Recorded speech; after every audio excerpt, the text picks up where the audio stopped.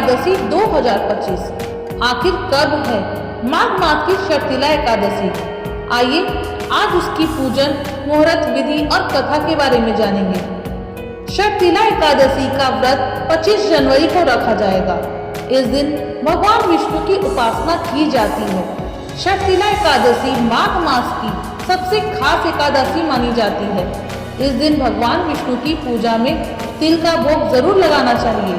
माघ मास भगवान विष्णु का महीना माना जाता है और एकादशी की तिथि विश्व देव की तिथि होती है।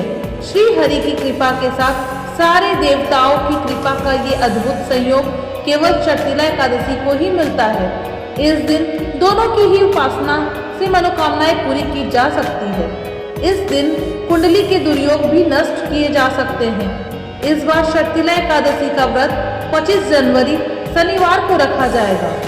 शर्तिला एकादशी पर ग्रहों का संयोग। शर्तिला एकादशी पर चंद्रमा जल तत्व की राशि वृश्चिक में होगा।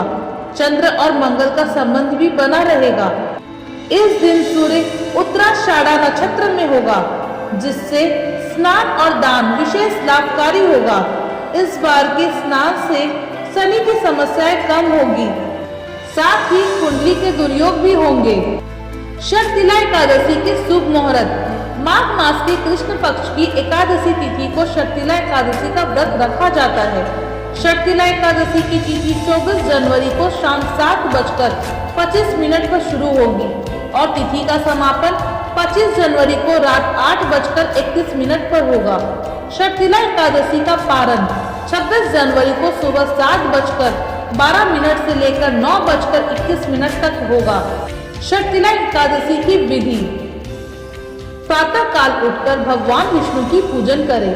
दिन भर व्रत करने के बाद रात में भगवान विष्णु की आराधना करें और फिर हवन करें।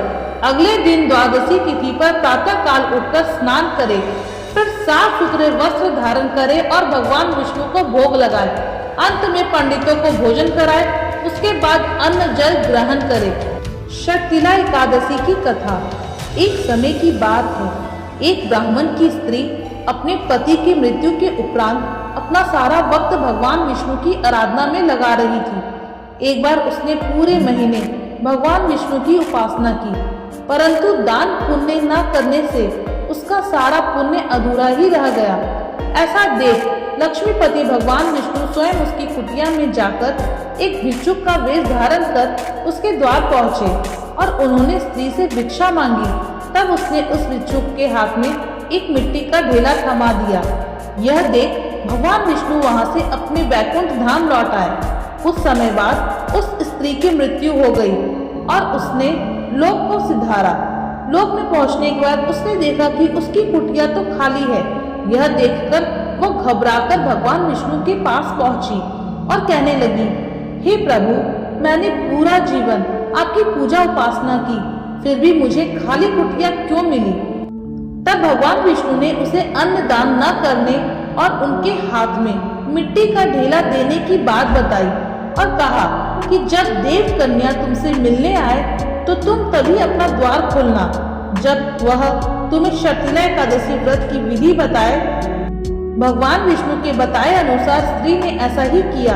जब देव कन्या उससे मिलने आए तो उसने शर्तिला एकादशी के व्रत के बारे में जानकारी मांगी और फिर पूरे विधि विधान के साथ शर्तिला एकादशी का व्रत किया, जिसके प्रभाव से उसकी कुटिया में अन्न धन भर गया।